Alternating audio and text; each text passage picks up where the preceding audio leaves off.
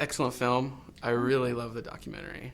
I'm a big fan of Jodorowsky and of that. What turned you on to make this documentary about the original Dune? I mean, I guess when you learn the story, what's not interesting? What's I agree, not yeah. worthy of a documentary, I guess. You have Jodorowsky and all the amazing films that he's made. You take the guy that made El Topo and the guy that made Holy Mountain, and Oh yeah.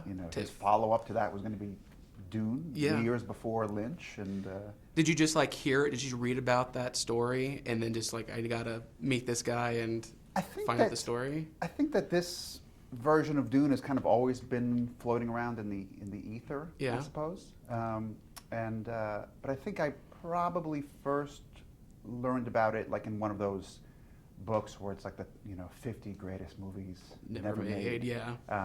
And you'll flip through that, and this is always the one that's the greatest. It's the greatest of the greatest. Now, when you were shooting the film, did you and Jodorowsky ever watch the one that was made at all, or clips from it? No, No. Would he ever want to watch it? I mean, I think he saw it just the one time. Yeah. As he talks about in the film when it first came out, and his sons had to drag him to the theater to see it. But I don't think it's anything that interests him enough to watch it again. Has Hollywood ever reached out to him again to make his version? 'Cause I know he kind of did hhis version in comics as the film showed, but I didn't know if they've reached out to him I don't think at so. some point to make I his think version. that who are they looking at recently? Peter Berg.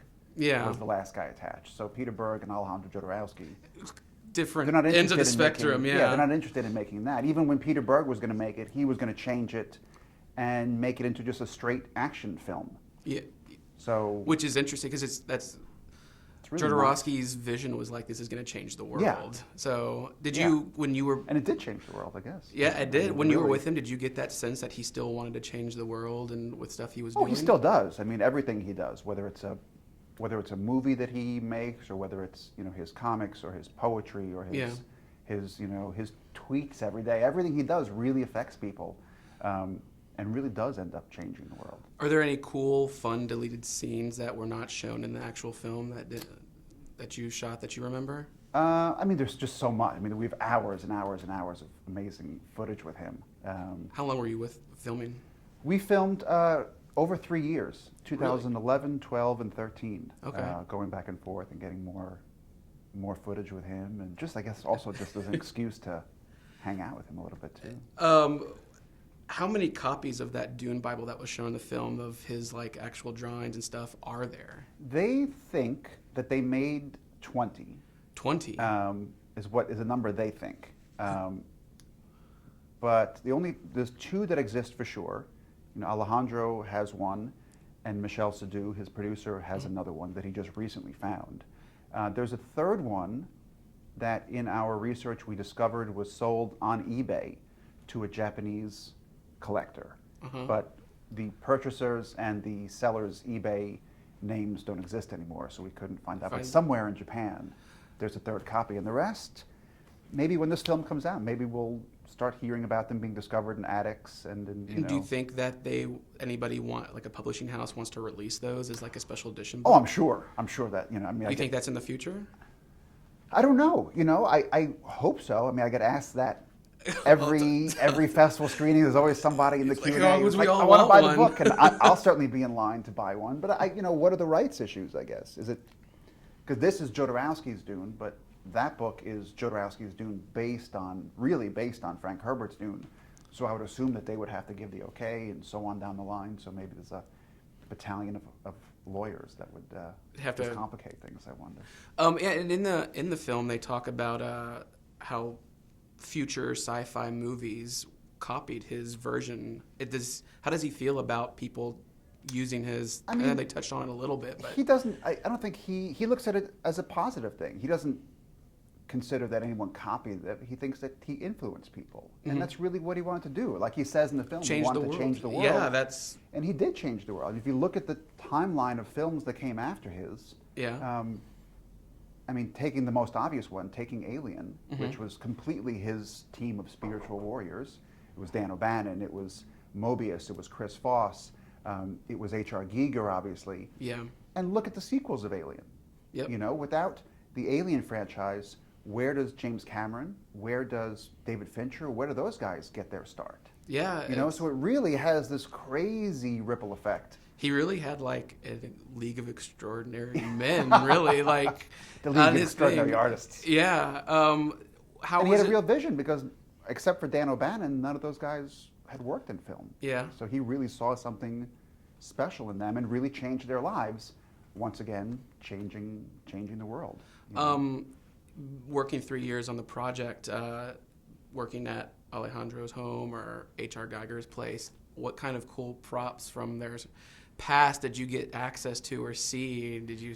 I mean, there's so much, especially in Jodorowsky's house. Yeah. There's a shot that we use in the beginning, which is like kind of panning along one of his bookshelves, and it's all these boxes of unrealized films. And it's like, what is in each of those boxes? What is in the box that's labeled Sons of El Topo? You know, what amazing, because he's got so many films that he's tried to make.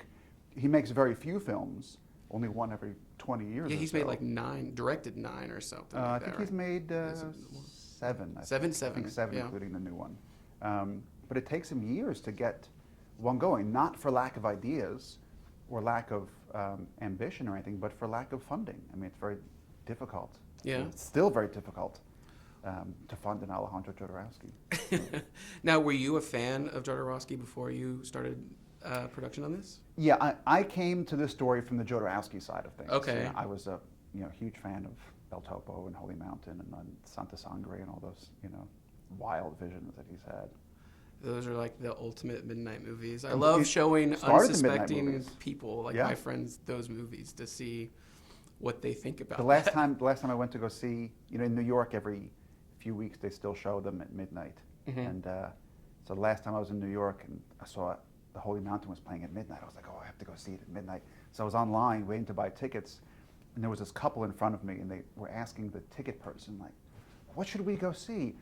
Holy Mountain, what's that? And I just tapped them on the shoulder and said, go see it. It'll change your life.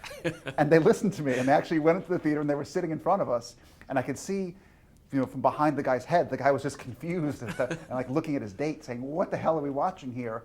But I think that, I think their lives were changed, Oh, yeah. which was the goal. Mine was too. It got me into that type of cinema, just Right. that anything is possible, Yeah. and you can put anything on film and it'd be beautiful.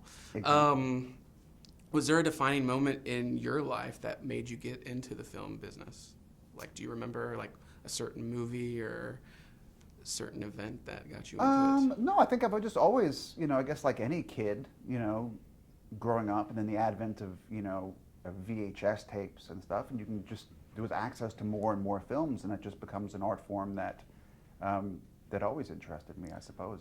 It was probably just access to it as opposed to access to. So what are some of your other forms. favorite scenes in movies that you grew up with that have stuck with you? Oh God. I don't know. I kind of run the gamut. I mean, I grew up in New York, so I have a certain affinity to, classic New York, at least classic for me, like, a Taxi Driver and stuff Yeah. like that. But then, going back to my childhood, one of my favorite films is The Black Stallion. It doesn't Okay, really get yeah. any different than Jodorowsky and The Black Stallion. Yeah.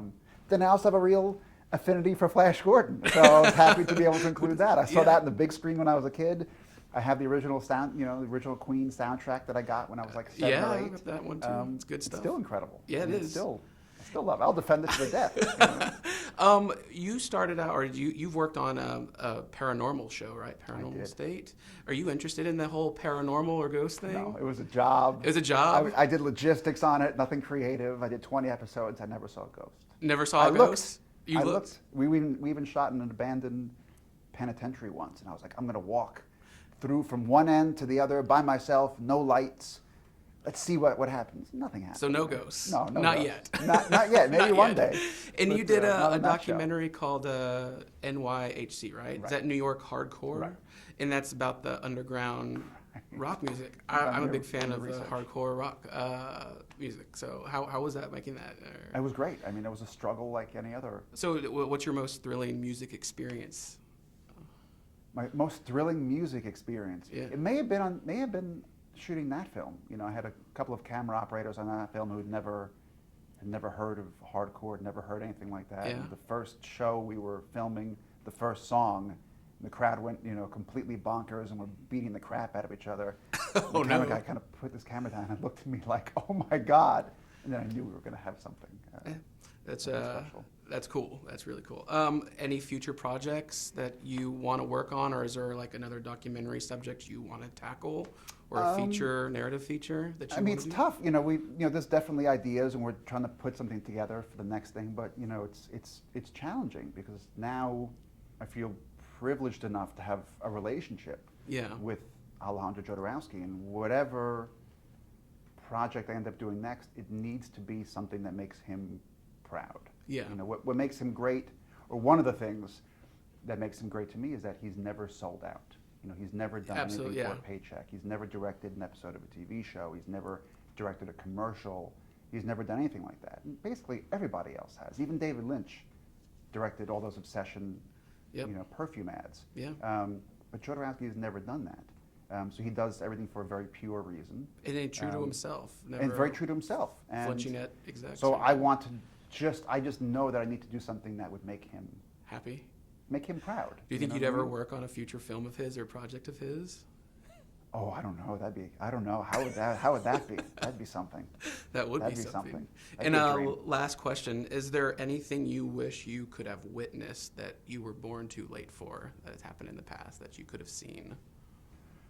Oh boy, I would have loved to have been in the crowd the first night at the Elgin Theater in New York City in 1971 or 1971 when John Lennon told the crowd, "Hey everybody, we're going to show you a film, but when we're done, stay in your seats because there's another film we want to show you, something really different called El Topo."